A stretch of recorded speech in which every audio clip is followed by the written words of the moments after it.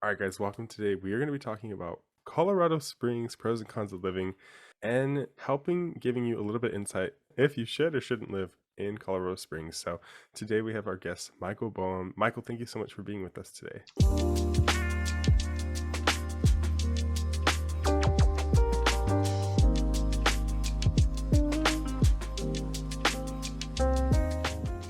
Thank you for having me. Absolutely, absolutely. So tell us a little bit about how long you've been living in Colorado Springs and if you're originally from there. I am a native. I was the first baby actually born in Fort Carson's current hospital, Evans Hospital. So very first one, 36 years ago almost. So I am native, but that being said, I'm a military brat, so I lived all over the world, used to moving. So I keep coming back here throughout my life. Currently been here for 7 years again on this stretch. So a good amount of time. Yeah, absolutely. First baby born in the hospital. Yeah, Do they, crazy. they don't give awards or any? No, newspaper article, and there's a plaque in the hospital. So yeah, I'll take the newspaper article. That's really cool. Yeah, it's just a unique thing. Yeah. Okay, so let's talk about like healthcare and hospitals in Yeah. Colorado Spring. Like, what's the general feel? How does it look? So there's a ton of hospitals, and actually more being built. Besides military hospitals, which we have several military installations, obviously they kind of have their own deal. We have several just urgent care, similar to other major metropolitan cities, where you could go in for flu, quick fix stuff. And then the major hospitals we have in town are actually some of the top ones in the country. I mean, we are known as Olympic City, USA, so a lot of these hospitals serve professional athletes who make tons of money and revenue for the city and their organizations. Got it. Excellent. Yeah, sounds like top-notch healthcare in the country. Okay, wait. So Olympic athletes. All I just know is Colorado is high up in elevation. Very high, yeah. Similar to Mexico City. So the thing people end up knowing the most is either UFC professionals, which that's obviously the hot topic right now, come here and train because of the low oxygen, but also a lot of like Tom Brady's and those sorts of athletes come out before they go to cities with higher altitude to change and climatize so they don't get that altitude sickness. But in general, the Olympics, the Special Olympics, all that, they are known for kind of starting here, training here, doing everything in the city. The only thing we don't get, which is hopping and skip away, to Breckenridge or Aspen, is the mountain snow, ski, and winter Olympic stuff. So as far as summer stuff, everybody pretty much trains here. Okay. Yeah, crazy. Yeah, that is interesting. I've always heard of like Colorado Springs, like why it's on, like it comes up like very for whatever reason. Why does it come up in the news so often, or like why is it like what's the reasoning, I guess? Well, I think there's a lot of reasons. We were supposed to be the capital of the state for many years, and then got voted on to be Denver, and Denver was smaller at the time. And I think they wanted something more central. We're a little more south, but we are commutable to Denver. So you hear that because of that, we're the next major city. But also just the outdoor living, like I said, the Olympics. We have just tons of military presence as well. So that is a huge aspect. And right now, the big hot topic is where Space Force is going to land. We've been the Operation Command of Space Force. All the Air Force cadets that are at the Air Force Academy, almost all of them that graduated the past 2 years are now Space Force cadets, or I guess active, in Space Force and building that out. And so I think because of that, you're hearing a lot of that. Got it. Okay. All right. Interesting. So big military presence in the area. Does that have an effect on the culture of Colorado Springs? Yes and no. So that actually only makes up probably about 20% of our population, maybe a little less, which is similar to other major military towns, across New York or Texas or wherever else, or San Diego.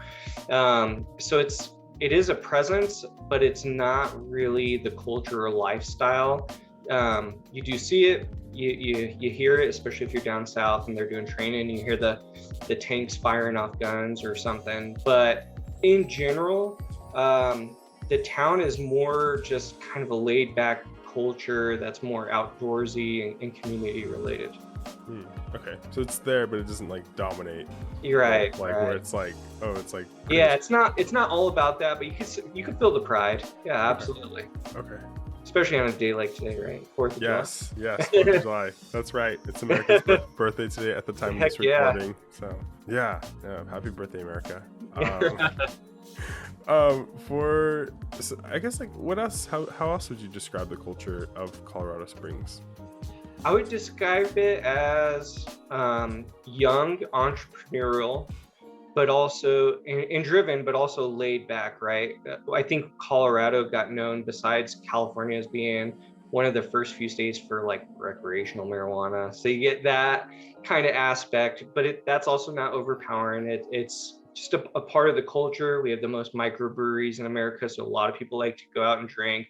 There's a lot of like 5Ks and hikes and stuff where you get a free beer afterwards. So it's kind of that mix of laid back and social, but also, hey, when it's time to get to work, we're going to get to work. Yeah, I've also heard like outdoor activities is a really big thing. Huge. For Colorado. Yeah, we have the most, I believe, state and national parks, and city as well. Just, city parks are just like little playgrounds, but in general, like hiking trails, all that stuff. I live in a community that has 70 miles of trails, so wow. It's intense. So I don't imagine I'd ever go through all those trails, but yeah, there's a lot out here. That's cool. It sounds like you can get lost, like just going hiking. I don't think so, because our city is unique. So when people think of Colorado, right, they're envisioning mountains all around them and wilderness and all this stuff. But we actually are considered high desert, similar to lots of Southern California, where there is lush plants and stuff, but there is also some desert aspects. And the mountains, as far as Colorado Springs, are always facing west. So you have a geological kind of thing to look at and know where you are, because our whole city runs north and south basically. Okay, yeah. let's tap into the weather. So like you mentioned, it's a very kind of similar high desert style. Yeah. So like, yeah, walk us through that. Yeah, so we don't get quite as hot as like, Vegas or Southern California, but during the summer months, July, August, we are in those 90s, sometimes the hundreds. In general, though, we stay in the 70s most of the year. The winter does get a little bit colder, but it typically stays around 50, so it's not unbearable. If it does drop lower, it's for a short stretch, may snow, and then usually melt the same day or the next day. So weather typically doesn't impede on anything too much. Just like everywhere, we have our freak little storms or little stretches, right? So hail on the southern end of the city is a big thing, so you gotta have hail insurance and stuff like that. We are known for getting some of that wild weather, but most of the time you'll get all 4 seasons in a day during the winter. During the summer, you get 2 or 3. It's been raining in the afternoons, so it's hot and then it cools down and then it dissipates and you have a nice calm evening. So it's kind of a interesting mix. We have as many sunny days as California is what they like to say. Yes. So it's just what people don't expect. I've heard that, but I've always like questioned. I'm like, but is the heat just not as intense? It's not. It's dry heat. When it's sunny, kind of thing, like. Yeah, so when you're in California or I lived in the South and stuff, right, you have moisture heat. And so you walk out, feels like you're going to just start sweating for the most part. I mean, it depends where you are in California. Obviously, it's a little more vague. But we have dry heat here. So when you go outside, you do feel the sun, but it doesn't hit you as intensely as quickly. I like to relate it to Mexico City a lot because they do have the mountains and it is very similar to that. But it's just its own little thing. It's there's nowhere else in America I've been that's been like this. Okay. Yeah, and it's funny you say Mexico City because I just recently went and the elevation, you can tell the air's thinner. You're like, oh wow, but it doesn't feel like it because it's just the whole city's up there. Yeah, it's only if you're like going up and down flights of stairs or whatever that you're like, oh, okay. yeah. Okay, and then so I was so you mentioned it snows a little bit, like Mhm. for I guess like in terms of all your life living in Colorado Springs, like what's the most it's snowed? So in '97, I lived here. So I was in elementary school at that time. And we had a crazy blizzard, did shut down things for, I don't know, 3 days maybe. That was a couple feet. It was really just about the wind. We get a lot of wind out here. So there's drifts. And then, of course, nothing could operate or go around when you're that deep. So you got to wait for it to melt a little bit. More recently, it's been kind of just like 6 inches is kind of a top. And we go through waves like that about every 10 years. So we'll see. Nice. Yeah. Okay. But So like I yeah, said, it disappears quick.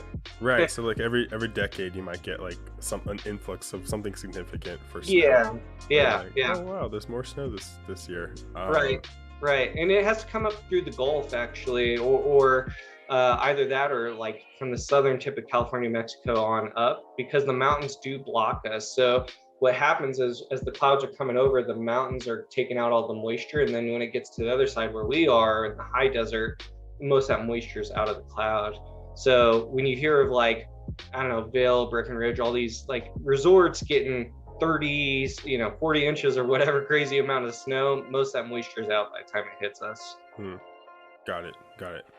Interesting. All right. Yeah. Cause yeah, I like the snow, but just for a little bit. Yeah. And you get just a little bit. I mean, there's probably January, February when it's pretty much cold and dark for everybody for the most part, unless you're in sunny California.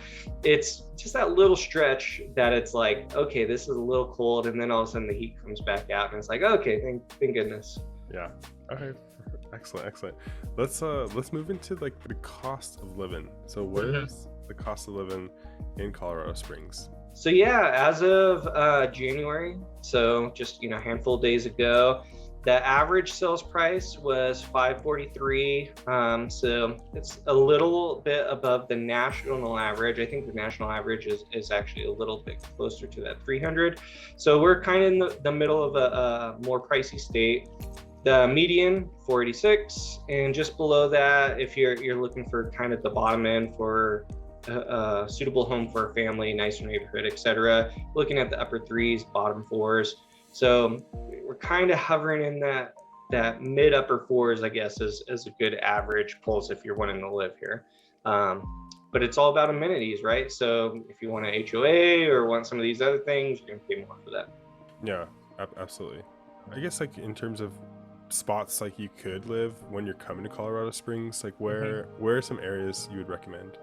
Yeah, so there are top award-winning communities now in our area, and I know Florida and other places of the country have had these where you kind of the whole community is on one, right? The schools are in the community, the pools, the gyms, everything is in the community. You don't ever have to leave. And so we're starting to get that here in Colorado Springs, other than, of course, grocery shopping, but that's not a big deal because delivery these days, right? So we have Bannon Lewis Ranch, which is the top award-winning community in our city. And it's just giant and it's growing. Could you say that name again? Yeah, Bannon Lewis Ranch. So, and that's a great community school district, D49. They have private schools and et cetera as well. We have Meridian Ranch is another similar one, and Wolf Ranch, which are bordering up. Those are D20, very similar. There's a lot of community-driven aspects of those areas, and they're a little tighter neighborhoods, right? You're not going to get the acreage, but you're getting that community benefit that's good for young families with kids and that sort of thing.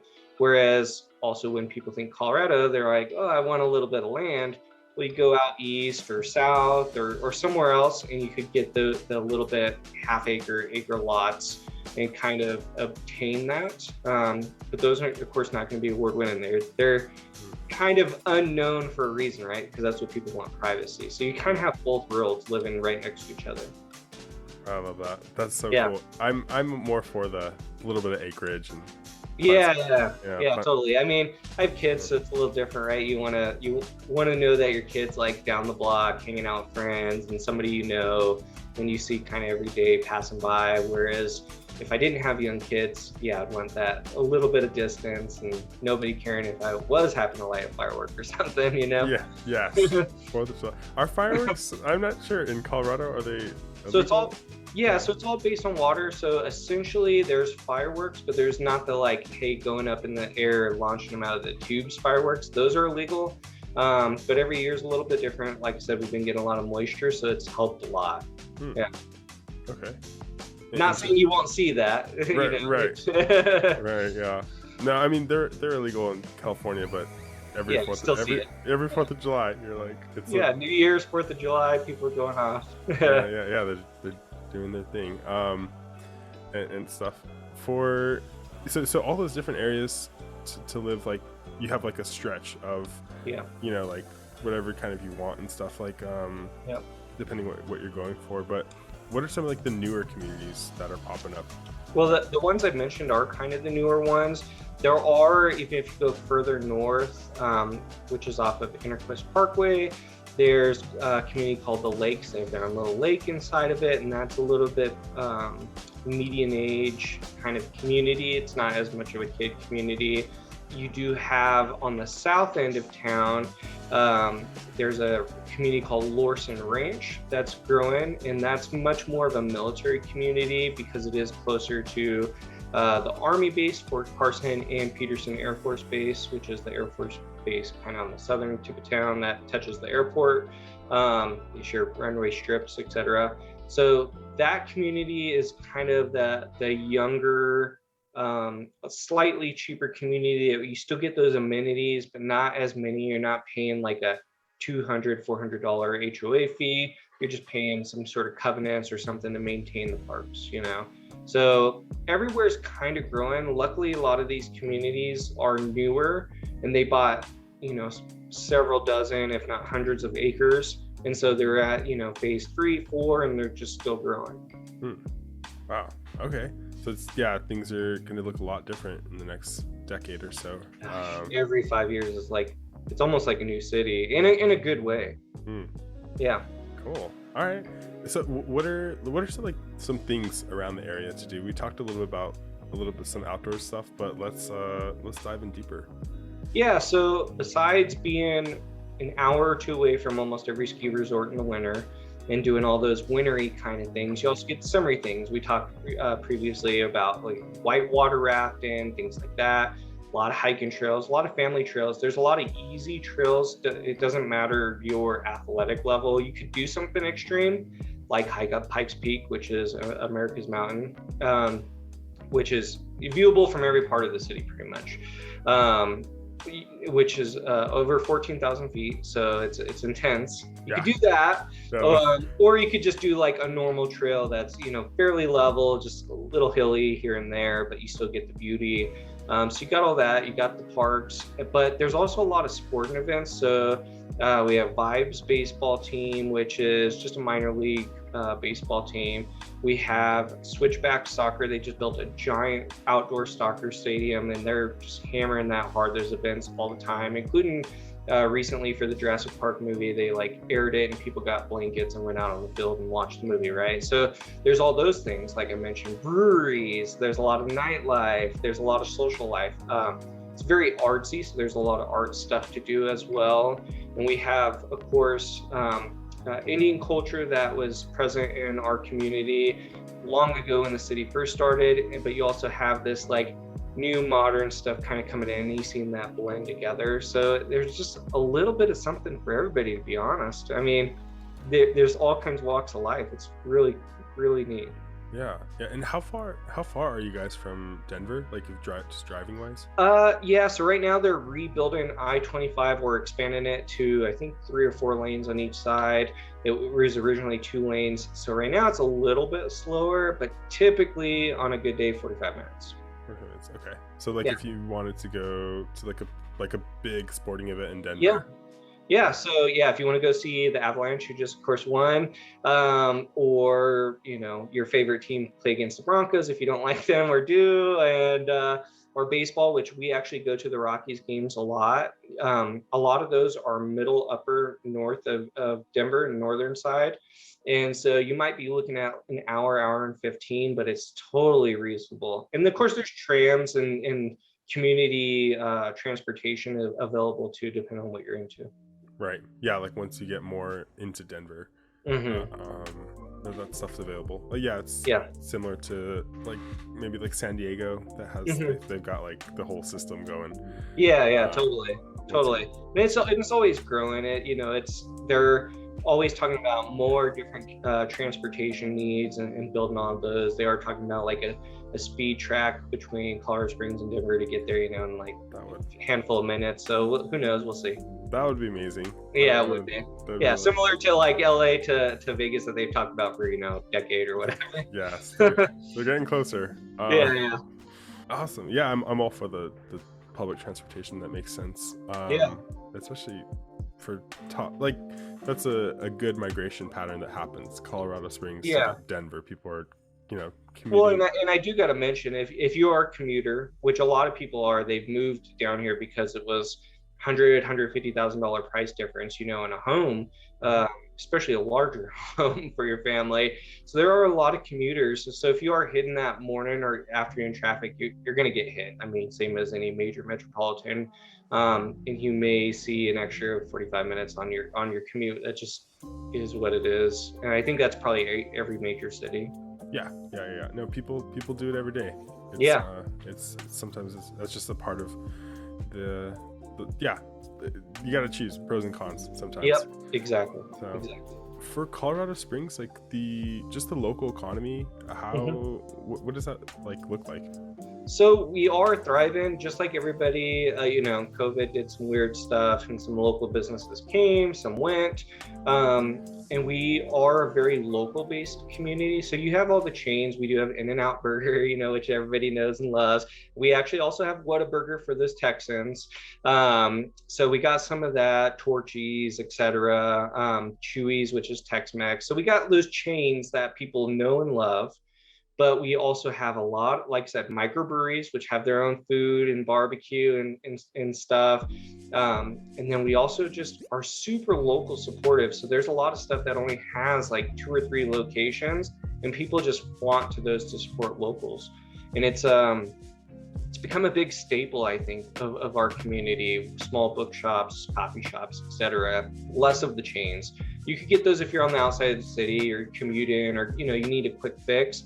But a lot of people like to go to the local place and get something unique and get a unique experience. And I think that's something that's different compared to other places that I've lived. Honestly, the only other place I've lived that's kind of similar is Nashville. So, Oh, yeah. interesting. That's yeah, no, that's an interesting comparison. Yeah.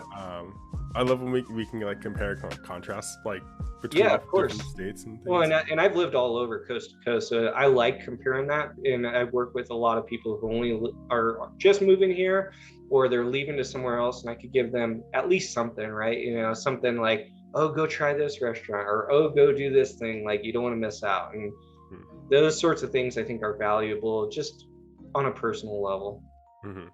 Yeah, absolutely. So if I'm like visiting the area and I'm thinking about moving to the area, Hmm. where would you recommend like that I stay, just so I can get a good taste of Colorado Springs? Yeah, so there are 3 areas, and they're all completely different. One would be close to downtown, and that's more of the nightlife, the sporting events. You do get a broad view of the whole city, but you also get some of that cultural dip. And then we have an area called Old Colorado City, which is on the west side of I-25, so a little closer to the mountains, a little bit more older Colorado feel, and you get that local artisan kind of vibe. You may see some people laying in a blanket and playing a guitar or something. You kind of get that kind of mix. And then a lot of people go into a neighboring city, but it's really just considered part of us, that's deeper in the mountains, called Manitou Springs.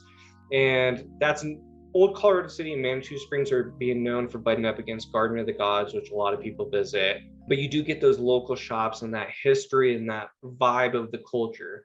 the closer you kind of go to the mountains of what Colorado is, where it came from, and a little bit of taste of everything, whether it be a brewery or just a breakfast spot or a classy dinner spot or whatever. That place you mentioned, what is that? The something of the gods? Oh, Garden of the Gods. Yeah. So almost everybody visits Garden of the Gods. It's a beautiful scenic park, national park, and people rock climb there. It's just one of the most scenic places in probably the country. I mean, almost every like major touring act or artist or movie or something that comes here and visits ends up going there. And then if you're on the more ritzy end, they also go to the Broadmoor or something like that, especially if they're into like golf. Okay. Yeah. So how's the golf scene in Colorado? Giant. Really? Yeah. We have a ton of golf courses. We get a bunch of competitions coming through. Cheyenne Mountain Resort, Broadmoor, they host different things. We get lots of celebrities coming out and doing golf and stuff. So I'm not a big part of that community. I'll hit some line drives or whatever, but ultimately, yeah, that is a giant part, especially as you get toward the mountain, like I said, toward the Broadmoor or some of these other resorts where you're getting these fantastic golf courses with amazing views and of course all the economy things that anybody would want, Yeah, no, okay. I had no idea, because I mean I assume like winter skiing, snowboarding is a part of the culture and a part of the local economy. Yeah. I would say there's only a few months that are lower on the golf metric because, like I said, it's hitting the 50s, or if there's a snow day, but pretty much people are on courses year round out here. You wouldn't expect it, but they are. Okay.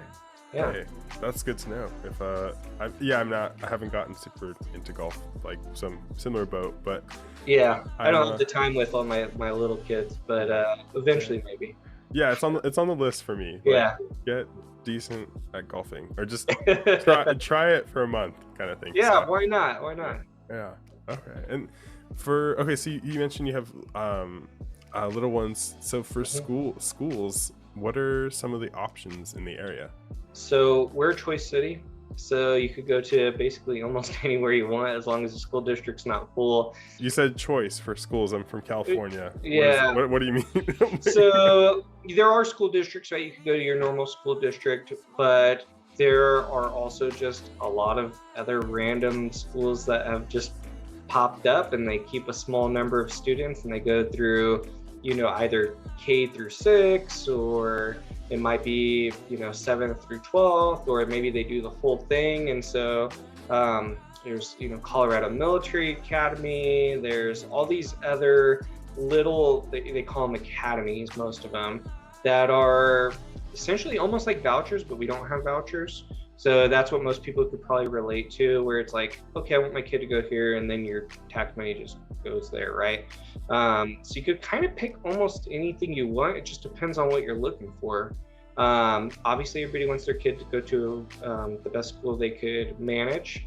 And for the public normal schools, that may not be an option, but there may be an alternative option out there. And we're starting to get more of these schools pop up and get highly funded, and are having much higher rating as far as like GPA and success than some of these other ones who've been here for 20 years. So it's interesting. I'm in D49, so publicly, I love it for my kids, but my oldest doesn't do that. She does go to one of these other alternative schools, and it's worked out for her because it's just much more focused. So there's a broad range of options, and of course you have private schools like every other city. Sure. But those are kind of not really. Those are not top notch in this city. They're just not. They're just equally comparable, which is good, which is what you want. Yeah. No, absolutely. I'm all for school choice. So So it's unique. I know there are some other cities that are doing this, and like I said, it's not voucher program, but it's kind of similar. Okay. Yeah. Pretty much if the school isn't filled up, you get like on the wait list, and then you can try to get in and things like that. Exactly. And they actually, our city focused on special needs a lot too. So a lot of schools and different districts offer a lot of special needs help, whether your kid has an IEP or something much more challenging, blindness, deaf, or some other learning, disability. There's a lot of attention to that, but also inclusiveness. So like I know my son, he had an IEP, partially being bilingual and stuff like that, help that, and apparently that's normal, and then they accelerate. But his class, they had somebody else who had another disability in the same class, but they all played along, nothing any different. They didn't feel any different, nobody was excluded, but still got the help that they needed. So it's pretty unique. I've only experienced fatherhood in either military school or outside of military school, which is the school district we're in, and one other that we didn't like. So just seeing how the special needs programs in the state have helped kids, no matter what school district they're in, is, I think, unique. But I don't know. I don't have experience in other cities. So yeah, no, it's definitely unique because I mean, just here in the LA area, I know for high school, you have to kind of like get in through a program to go to a certain district. You can't just like, oh hey, I want to come here. It's like no, you have to have a reason or live within the zip code. So yeah, sometimes it makes it really challenging. As if you're a parent out there, you've had challenging experiences like that, leave us a comment. We'd love to hear absolutely how that compares with other or your experience or other people's experience that you've heard and stuff. So that's super unique about Colorado Springs. I'm like all for it. I'm like, oh good. Yeah. I think, and I don't think Denver has that, except on the outskirts, right, suburbs, but I don't think Denver has anything like this. Yeah, that's super interesting. Okay, just kind of like wrapping things up for Colorado Springs, like what would you recommend if someone's thinking about moving to the area, or if they're thinking about possibly visiting? Like what are some kind of last minute so I do say come out and visit if you're going to just move here on a whim, right? Like you're not in the military, you're not in a government or contract job like Boehm, Space Force, or SpaceX, excuse me, or some of these other, Tesla, or some of these other major companies who brought tech here. If you're not moving here for that job, but you want to move here for the culture, come visit. I would say a week minimum, and that's probably anywhere you go, right? You need like a week to really fill it out. Come out, go see some of the stuff that you have interest in, and then also just hang out and talk to people and see if it's something you like. Because as you know, depending on where you are, culture is a little bit different everywhere, in every city, every region of the country. Make sure that fits your needs and what you want, whether you're a family or you're just a young entrepreneur trying to do something different. We accept all walks of life in this city, so come experience it and just dive in. And that's probably true for anywhere, but I would say here it will take you a little bit more because it's so vast and different no matter where you are. Got it. And is any particular like month you would recommend, or season you would recommend, where like you're like, what, it's really nice here in this season? So I personally like when it's cooled down, and I love the color. So like when the aspen leaves change and those sorts of things, which is hard to predict, but that's kind of heading into the September and October range. I like, personally, that's my favorite season, and it'll be a little cooler. If you don't mind the heat, come in the summer. There's a lot to experience here, especially early summer. So, May to June, you're going to see a lot of cool stuff and be able to do a lot of cool stuff. July, of course, is just full of events. August as well, with holidays and stuff. So if you're into that kind of season, come out. If you want the winter experience, come out during the winter. So there's no short answer. I wish there was, because we do have all the season change and stuff like that. But my personal time of year that I love that's very colorful is fall, because like I said, the aspens and the leaves changing and experiencing that is such a unique experience. And you could experience that throughout the whole state. Excellent. Awesome. And Michael, thank you for all this information. I know, it's a little bit a lot. Yeah. If you guys are here at the end and stuff, everything was broken up into chapters and stuff. But what's the best way for anyone to reach out to you if they have any other questions for you?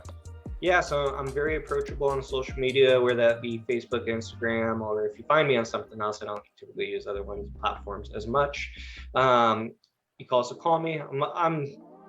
I answer my phone probably more than I should in text. So, I mean, I'm never opposed to getting just a personal text. Says, hey, I saw this, got a couple questions for you, got a minute. If you're local and want to talk, I'm down for a cup of coffee or a beer if that's your thing. So awesome. Excellent. Well, you guys heard it yourself. Michael's treating you to beer, so I'm just kidding. No, but only, yeah. If you have guys genuine connections, genuine questions, so all for it. Yeah, thank you so much for the info, and until next time.